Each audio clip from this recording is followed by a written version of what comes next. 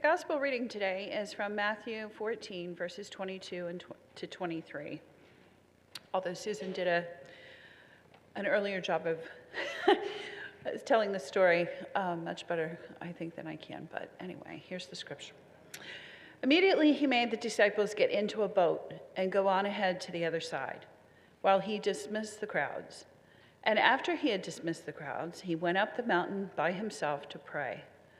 When evening came, he was there alone, but by this time the boat, battered by the waves, was far from the land, for the wind was against them. And early in the morning he came walking toward them on the sea. But when the disciples saw him walking on the sea, they were terrified, saying, "It's a ghost." And they cried out in fear. But immediately Jesus spoke to them and said, "Take heart, it is I. Do not be afraid." Peter answered him, "Lord, if it is you, command me to come to you in the water." He said, "Come." So Peter got out of the boat, started walking on the water, and came toward Jesus. But when he noticed the strong wind, he became frightened, and beginning to sink, he cried out, "Lord, save me." Jesus immediately reached out his hand and caught him, saying to him, "You of little faith, why did you doubt?" When they got into the boat, the wind ceased, and those in the boat worshipped him, saying, "Truly, you are the Son of God." Bless the reading and hearing of his holy word.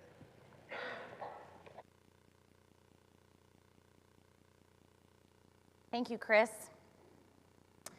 Verse 24 in that reading stops me in my tracks every time I read it or hear it. By this time, the boat, battered by waves, was far from the land, for the wind was against them. Who among us, at one point or another, hasn't felt like we are traveling in a boat that has become battered by waves, and we are far from land with the wind against us? This morning, we continue our Lenten series, Wandering Heart, Figuring Out Faith with Peter. Zigrid and I were drawn to this series by Sanctified Art because Peter is one of the most relatable disciples. He is imperfect and deeply curious, and he is also often misunderstood. In just a few moments, we will get to hear from our own Trey Pearson, and I am so excited. I know that you will be moved by what he has to share today. His life has been a winding path with powerful moments, and I'm grateful that he is willing to share so vulnerably with us. I invite you to listen to his story in light of this gospel reading. I think that you might hear some similarities. So my reflection will be very brief before I pass the mic to Trey. There is so much going on in this gospel passage. It is rich with symbolism and spiritual depth. I'd like to use this time, though, to ground ourselves in just 4 important truths in this story from Matthew's gospel account. First, there was nothing weak about Peter. On the contrary, he was quite bold. In the middle of a storm, he stepped out of the very thing providing him with any protection whatsoever, the vessel that had carried him through the night in wind and rain. And he stepped out all in order to get closer to Jesus. In doing so, he also stepped away from the friends that he had been traveling with. And I imagine that was a very lonely first step. Second, Peter was faithful. He listened to Jesus, trusting him enough to go when Jesus called, "Come."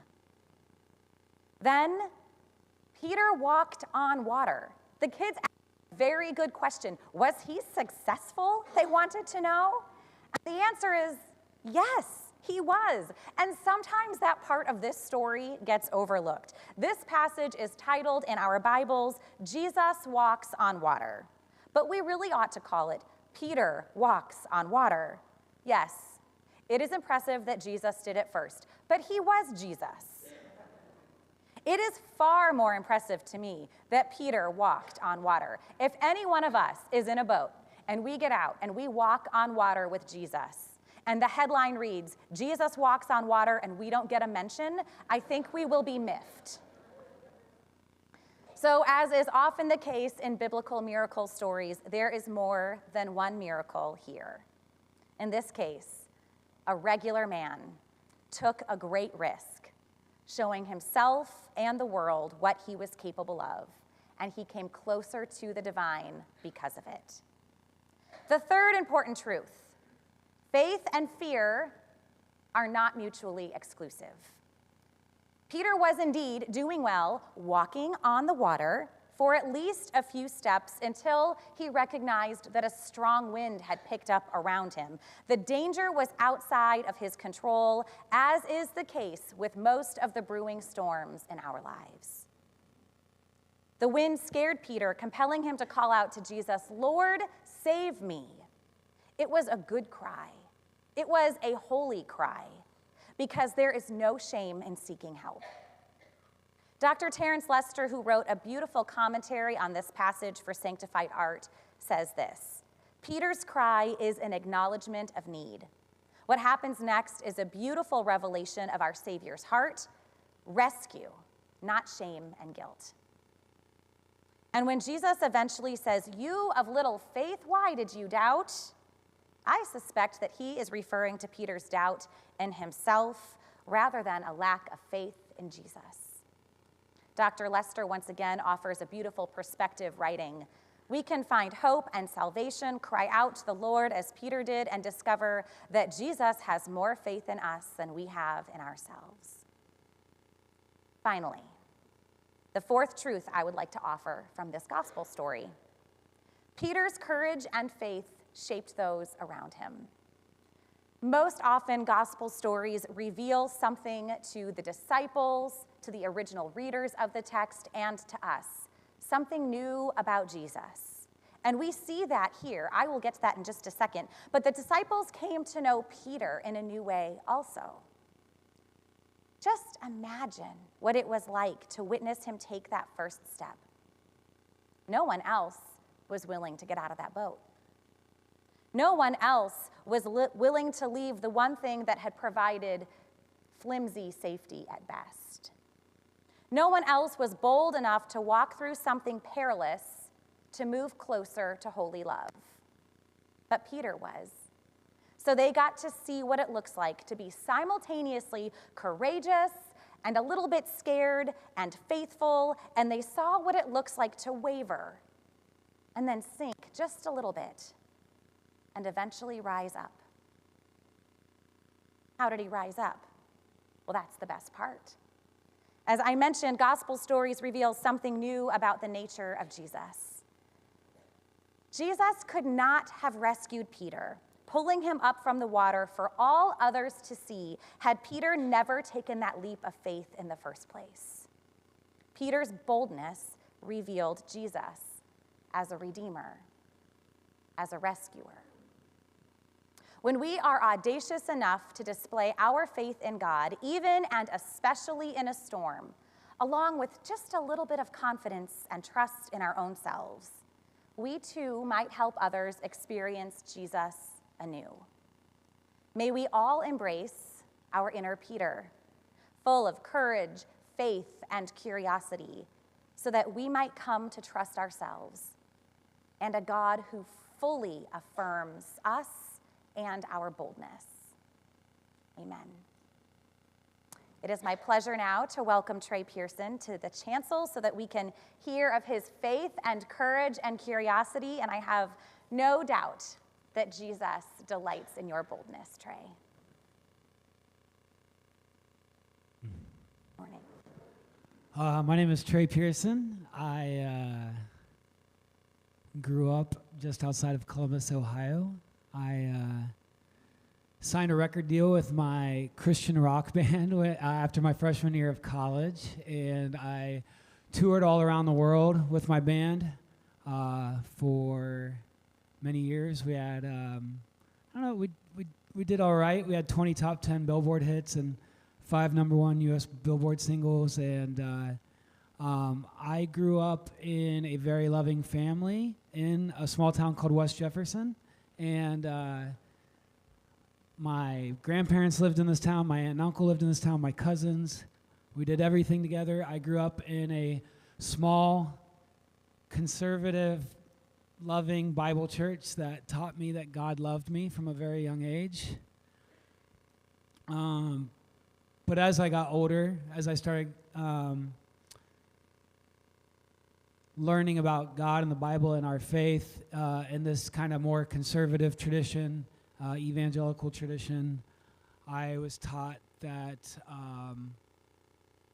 that God hated homosexuality, that it was an abomination to be gay.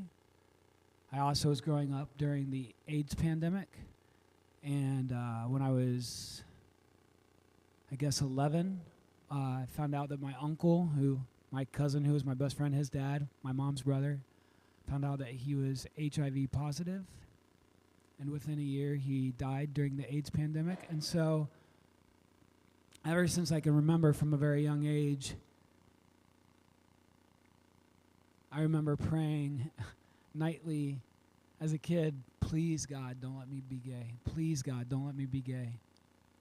Because I was so scared God would be angry with me and that God would see me as an abomination and that I would burn forever in hell. And those are the things I was taught. And why would anyone want to be hated by God, right? And I grew up loving God, loving my faith, and trying to understand this part of me. And so I became this sort of obsessed with trying to understand what God's plan for me was. And so I read the Bible, all the time as a kid. I read the Bible front to back. As a teenager, 6 times. I memorized the book of James. I was in Bible Bowl. We had buzzers. So obviously I was very cool. I so desperately wanted to understand who God wanted me to be. As a kid, I fell in love with the story of David and Jonathan because it talked about, in the Hebrew scriptures in the Old Testament, it talked about after David slays Goliath, which everyone knows that story, but if you just look a few verses after that, it talks about David moving in with the king and becoming one in spirit with his son and loving each other as themselves. And David goes on later to say that Jonathan's love was greater than that of women. And I felt like, oh, so maybe I can find relationships like that and I won't have to be gay and God won't hate me. And so I think, from a young teenager or young adolescent, I was always looking for those male friendships. And I thought, well, if I can just find that, then I won't have to be gay. And, as adolescence kicks in, you know what you're attracted to and you feel shame and you've been taught that those feelings are from the devil and that's just Satan tempting you. And so I, living decades of my life trying to not be this thing, so scared and being brainwashed as a young kid to believe that God would hate me if I was that thing. I had a couple girlfriends growing up. My first one in 8th grade, she broke up with me because I wouldn't kiss her. She'd always, I'll tell that another day.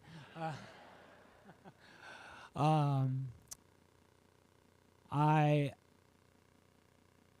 had great friends that were girls. As I started touring around the world with my band, I would go back to my home church, and I was home one time over Christmas, and there was this girl home from college, and we're with a bunch of people hanging out one night, and I just thought, man, she's awesome. I need to meet a girl like her. And I thought, well, could I? And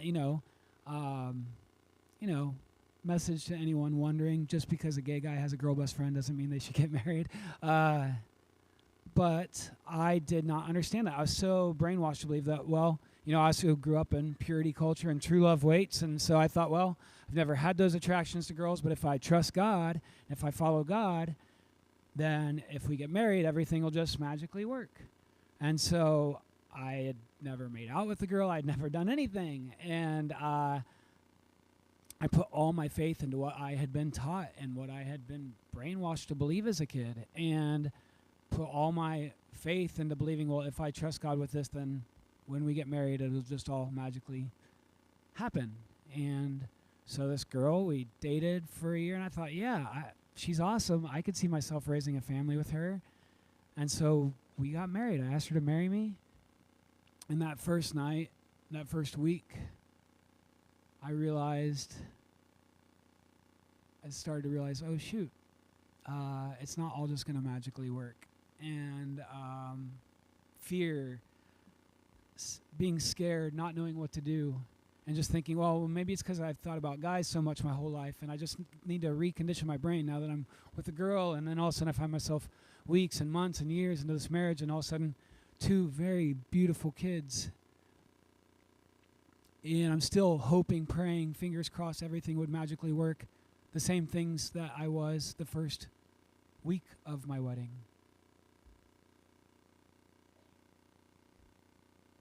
During this time traveling the world, I've been to all 50 states. I've been to 20-some countries now. And you start seeing different people believe different things, different ways. And I remember for the first time, and are any of you familiar with Rob Bell? I fell in love with Rob Bell's books, and long story short, he became a friend and mentor of mine. And I remember the first time thinking, oh, well, yeah, number one, maybe my Uncle Jeff was just gay. Number two, I thought, well, maybe God isn't angry at people for the way God made them. And I really started deconstructing all those things that I had been taught growing up and starting to look at it in new ways and being given the ability to see things in new ways. And so over 7 years into my marriage, for the first time in my life, my wife asked me in a very serious way, she said, "Are you gay?" And I'd never been able to admit it out loud to anyone before, let alone myself. But I was at this point where I was like, I didn't think it was a sin anymore, but it just never felt like an option for me because I committed my life to this person. Everything's racing through my mind. If I say no, this is going to make things that are already tough even worse. But how can I say yes? I don't know. And so all I knew how to say in that moment was, I don't know, but I think I need to get help. And so I did. I reached out to a pastor friend of mine who I had met at this festival called Wild Goose Festival, and it's where I met the first gay pastor I had ever met in my life. And I started telling him everything I'd felt since I was a kid about that desire for those Jonathan and David sort of friendships, and all my failures and intimacy, and my Uncle Jeff dying of AIDS, and he was married and had 2 kids, and all of a sudden I found myself married and have 2 kids, and I'm dealing with this thing. And for the first time in my life, after talking to him for a little over an hour, I said, I think I might be gay. And I just started sobbing and sobbing because I'm 35 years old, and I'd never said that out loud before. I'd never admitted that to anyone, let alone myself. And so this thing that I've been pushing down my entire life, to finally open up for the first time in my life and admit that to myself, let alone someone else. I just bawled and bawled and bawled. And so slowly I came out to myself and my wife and my family, and I started slowly coming out to friends. And I know this will be shocking to you all, but not our church, but I'm sure other churches. Gossip can sometimes kind of spread quick. And when you've toured all around the world in thousands of churches and faith spaces, people started hearing different things. And I thought, well, you know what? I want to come out on my own terms. And I had a few things that really motivated me. One, I wanted to do it in a way that one day, at the time, my kids were 6 and 2. I wanted to do it in a way that hopefully when they got older that they would be proud of me. I wanted to do it on my own terms so other people weren't the ones telling my story for me. And I wanted to do it in a way that could help kids like me because, I know Christian rock stars to this day, people in Christian music that are still closeted. And I know some of them, if they would have come out when I was a kid, how much that could have changed my life. And so I thought, well, if I can use my story to help anyone else, I want to do that. And so I I decided to come out publicly, and I did that on May 31st of 2016. And I knew people would talk about it. I didn't know how talked about it would be. It came out, and by that afternoon, it's like trending worldwide on Facebook and Twitter, and which was weird, a weird thing to have happen. And then by that night, it was the #1 trending topic in the world on Facebook and Twitter. And it's very weird. Back then, Facebook used to show you what the top trending things were worldwide or in the U.S. or whatever. And somehow, like #2 was Taylor Swift and Calvin Harris breaking up.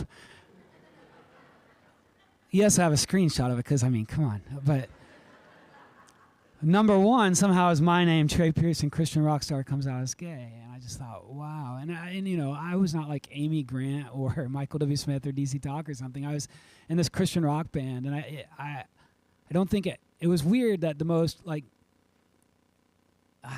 talked about moment of my entire career had nothing to do with my music, but about me deciding to be vulnerable, to tell my truth and my story. And to know that there are countless other people, countless LGBTQ people growing up in churches still in evangelical fundamentalist spaces that tell them that there's something wrong with them, that they're broken. People taking their lives because they think they aren't loved by God. People's lives destroyed. You know, I've been through a lot. But I look at my life now, and I look at my 2 beautiful children sitting there with my husband, and I just think, man, I am the luckiest person in the entire universe.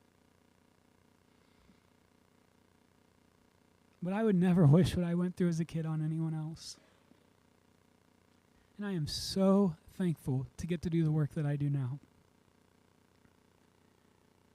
And so to be in a church that has been so kind and beautiful to me, to welcome us with open arms and to allow us to be a part of this church family. I was listening to that choir sing earlier, and I just thought, what is this? What are we doing here? It's hope. Like, we're on a ball spinning in space, and none of us know what's going on, and somehow we get to experience this beautiful, beautiful thing called life. And we come here to just take a minute to think about those more deep, profound things. And that I get to do that with my husband and my kids, with you all, is such a beautiful, wonderful honor. And with your kids, and for you all to entrust that to me. I'm so grateful.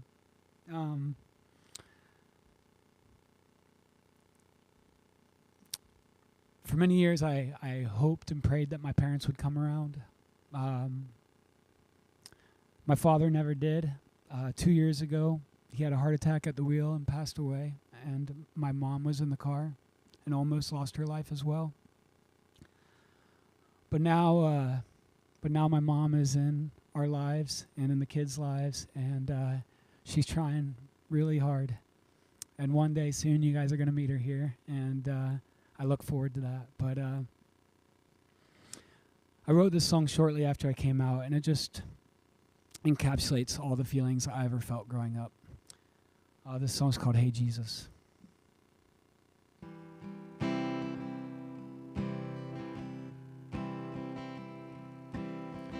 Hey Jesus, can you hear me now? It's been a while since I came out. I was wondering, do you love me the same? You see, I've loved you since I was young, tried to be the greatest son. Now I'm wondering, could they love me the same? 'Cause I know that I could never change. I tried so hard, but so much pain, and I just want to be loved for who I am. I know that I could never change. I tried so hard, but so much pain, and I just want to be loved for who I am. I just want to be loved for who I am.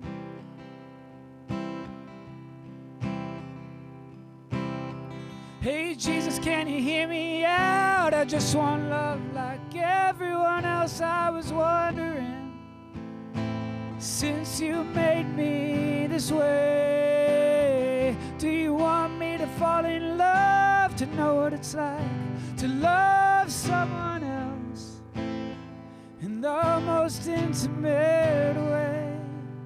'Cause I know that I could never change. I tried so hard, brought so much pain, and I just wanna be loved for who I am.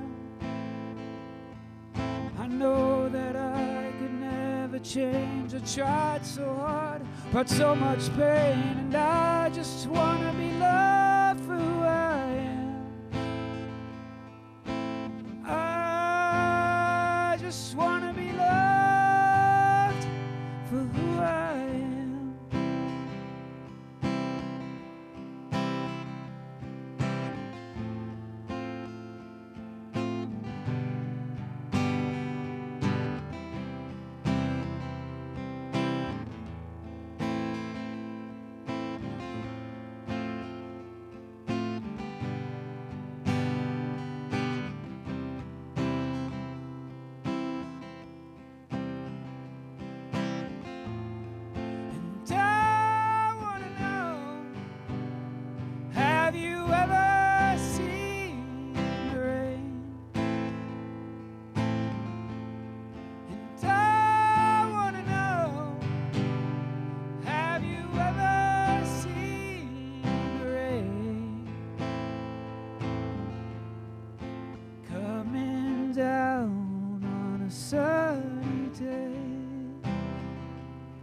Can y'all sing that with me?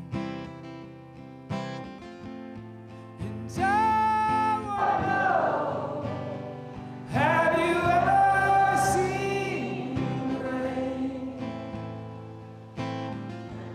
And I wanna know, have you ever seen the rain coming down on a sunny day?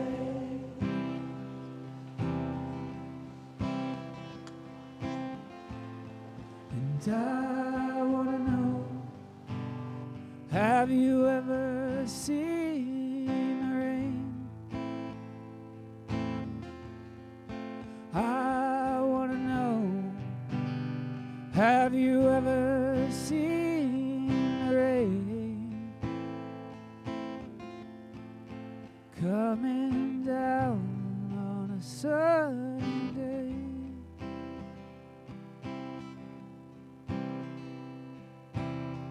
Hey Jesus, can you hear me out? I just want love like everyone else. I was wondering, could you love me the same?